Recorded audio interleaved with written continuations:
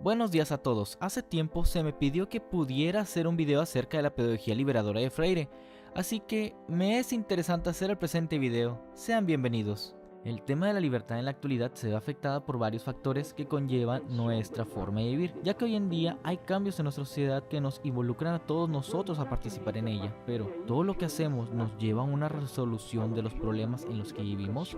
¿O solo son actos dispersos que en realidad parecieran no llevar a ninguna parte debido a que aún seguimos sometidos por los mismos sistemas opresores de las clases élite de la sociedad? Esos aspectos cada vez se ven más difuminados por varios eventos, desde la educación, los medios audiovisuales y digitales, los sistemas políticos y los rubros familiares que cada vez hacen más complicado comprender qué significa el término de libertad para todos nosotros. Por ello, hoy hablaremos de los argumentos que otorgó Paulo Freire acerca de la pedagogía liberadora y qué es lo que conlleva poder vivirla en nuestras vidas y nuestra sociedad actual. Educación y concienciación. ¿Qué significa educar en medio de las agudas y dolorosas transformaciones que están viviendo nuestras sociedades latinoamericanas en esta segunda mitad del siglo XXI? Para Paulo Freire, la educación verdadera es praxis, reflexión y acción del hombre sobre el mundo para transformarlo. Para ponernos en trasfondo, Paulo Freire fue exiliado en Santiago de Chile después de que el autor hubiera interrumpido su proceso por causa de la caída del gobierno de Goulart como consecuencia del golpe de estado de 1964. Lo que sucede es que la pedagogía que transmitía Paulo Freire era tal que todos los educandos se volvían críticos de su sociedad y ponían en juicio todas las actividades que se ejercían en su nación. Por ello, al ser una pedagogía liberadora, repercutía increíblemente en las razones reproduccionistas que varios, incluso Santiago de Chile, pretendía, valga redundancia, realizar en su gente, y así lograr formar personas poco críticas. Así que, prácticamente, Paulo Freire era un peligro para ese país, y por eso se le juzgó para poder lograr que se fuera inmediatamente de ese entonces. ¿Pero acaso su pedagogía era tan increíble como para formar gente con criterio bien desarrollado que pudiera enjuiciar en base a fundamentos bien construidos a su nación? Pues simple y sencillo, la pedagogía liberadora toma la base de la dialéctica de la discontinuidad que surge de las pausas propias de la reflexión. En otras palabras, la oralidad de Paulo Freire no expresa totalmente su estilo pedagógico, sino que más bien revela sobre todo el fundamento de toda su praxis, su convicción de que el hombre fue creado para comunicarse con los otros hombres. Este diálogo solo será posible en la medida en que acabemos de una vez por todas con nuestro verbalismo, con nuestras mentiras, con nuestras incompetencias frente a una realidad que nos exige actitud de gran tensión creadora, de poderoso despliegue de la imaginación. Lo que él desde un inicio quiere crear es que las palabras, en vez de ser vehículo de ideologías alienantes o enmascaramiento de una cultura decadente, se conviertan en generadoras, en instrumentos de una transformación auténtica global del hombre y de la sociedad. La educación entonces es un acto de amor, de coraje, es una práctica de la libertad dirigida hacia la realidad a la que no teme, más bien busca transformarla por solidaridad y por espíritu fraternal. Pero, ¿qué es lo que Paulo Freire realmente critica con su pedagogía liberadora? Fácil y simple. Él pone a debatir sobre la forma de cómo se educa en la actualidad, ya que en los niveles primarios y secundarios es donde poco a poco se van sentando las bases en los educandos para ser alienados, manipulados y así, al final, terminar siendo domesticados para el bien de la sociedad industrial que trata de formar trabajadores antes que personas que piensen, sino ¿por qué hay tantos analfabetas primarios como digitales? Eso es lo que él debate. Pero, ¿acaso su pedagogía era funcional? Para responder esa pregunta hay que remontarnos al año de 1947, donde puso en práctica todo lo que había creado y así llegó a alfabetizar a gente de las favelas en Brasil, gente que prácticamente no sabía ni leer ni escribir, pero conforme puso a prueba sus ideas y prácticas, es que en 45 días las personas iletradas lograban leer, escribir y fundamentar ideas e incluso debatir sobre sus situaciones actuales, algo que en algunos niveles educativos se interpone y se prefiere mejor el uso de la memorización antes que la crítica constructiva,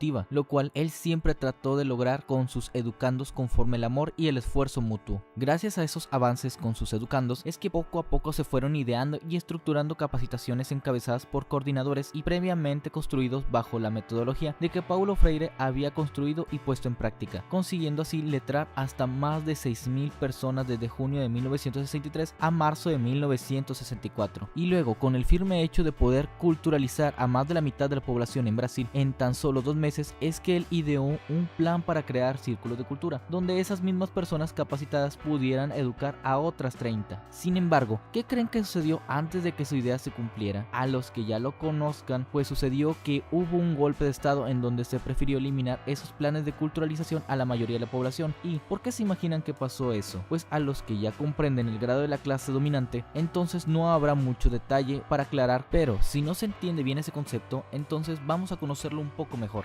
La clase dominante es toda esa gente de nivel élite que mantiene manipulizada a la población popular, en otras palabras, a todas las personas que, como tú o como yo, vivimos al día a día. Al eliminar cualquier método de aprendizaje que nos haga criticar a nuestra nación, es claro y evidente que la gente de la clase dominante no le parecerá convincente y lógicamente no iban a tolerar un cambio radical y transformación de una sociedad que, no bien accediera a las fuentes del conocimiento, no bien tomara conciencia, cambiaría radicalmente la estructura de su propia nación. Así como se menciona, la alfabetización no puede ser concebida como un acto mecánico, mediante el cual el educador deposita en los analfabetos palabras, sílabas y letras. Este depósito de palabras no tiene nada que ver con la educación liberadora. En lugar de ello, ese tipo de educación observa al educando como un mero objeto, privándolo de verse como un sujeto. En el fondo, los métodos tradicionales de alfabetización son instrumentos domesticadores, casi siempre alienados y además alienantes. Sin embargo, se puede considerar que todos los educandos que imparten ese tipo de educación alienadora como precursores de la negatividad contra la crítica y pensamiento constructivo? En realidad no, porque muchos no lo son por emisión ni por ignorancia, sino que responden a toda la política educacional de nuestros medios educacionales. Después de todo ello, ¿se puede concebir entonces a la educación actual como falseadora de pensamiento crítico, prefiriendo la alineación de masas? En eso, Paulo Freire reitera que toda la educación actual simplemente se concibe como bancaria, donde los mismos educandos se ven inmersos, no por ignorancia, sino por el solo hecho de pertenecer al sistema educacional. En eso, él alude a que toda esa alfabetización ingenua esconde, bajo una vestimenta falsamente humanista, su miedo a la libertad, y él confirma que la verdadera alfabetización debe ser concebida como un regalo de aquellos que saben hacer a quienes nada saben. Debe ser proclamada como un verdadero acto de amor, donde se vea efectuado el acto de aprendizaje mutuo, donde un mismo educando aprende del mismo educador y viceversa. A su vez, la alfabetización y por ende toda la tarea de educar solo será auténticamente humanista en la medida en que procure la integración del individuo a su realidad nacional, en la medida en que le pierda miedo a la libertad, en la medida en que pueda crear en el educando un proceso de recreación, de búsqueda, de independización y a la vez de solidaridad. En todos esos argumentos hay que descubrir a la alfabetización como un sinónimo de concienciar. Entonces, ¿acaso educar en la concientización a los educandos va en contra del estándar asignado por el sistema educativo en cada país? Eso es evidentemente que negativo, porque el concientizar a la clase popular significa liberarlo de su conciencia opresora. El enseñarle a leer y escribir significa algo más que solo darle mecanismos de expresión, más bien atribuye a un proceso de liberación de su conciencia con vistas a su posterior integración en su realidad nacional, en donde puede argumentar de sus vivencias y por las que están pasando sus semejantes con tal de llevar una acción que disminuya las opresiones culturales. Pero, ¿acaso eso se puede dar? Me refiero, ¿los educadores pueden liberar de la opresión cultural a sus educandos? Aquí hay que demostrar ciertas situaciones que, como bien lo menciona Paulo Freire, nadie puede lograrlo si en todo momento tampoco está concientizado. Si en dado caso no comparten pensamiento y acción, el dolor y las necesidades de las inmensas masas oprimidas de nuestro país, si no lucha de alguna manera, por mínimo que sea, para destruir esas injusticias. Y así como lo menciona Paulo Freire, nadie es si prohíbe que los otros sean. Pero también, para poder entrar en contacto con los educandos, siempre debe existir el uso de la palabra, la cual signifique a su vez reflexión y acción, la cual, al decirla, llame al encuentro de los hombres. Por eso, la verdadera educación es el diálogo. Ante ese argumento, Paulo Freire menciona que ya no cabe más la distinción entre el educando y el educador. ¿Cómo es eso? Pues que ahora debe existir la relación de educador-educando, con educando-educador. En otras palabras, un vínculo mutuo donde ambos aprenden del otro, mientras que uno lo guía en base a conocimientos bien adquiridos, el otro lo involucrará en su entorno para que también pueda aprender de él. Tras esa afirmación, el enfoque educativo donde el educador es siempre quien educa y el educando es quien siempre es educado debe cambiar. Por ello, Paulo Freire confirma los siguientes puntos a criticar. El primero es, el educador es siempre el que solo habla y el educando es quien solo escucha y es inmerso a ser como una tabula rosa que necesita ser llenado con conocimientos. El segundo punto es que el educador es quien elige y sigue los programas que impartirá el educando, y quien recibe toda la información en forma de depósito. Mientras que el tercero es que el educador es siempre el sabio del entorno, y no importa si él se equivoca, es siempre el sabio, y el educando es aquel que no sabe nada.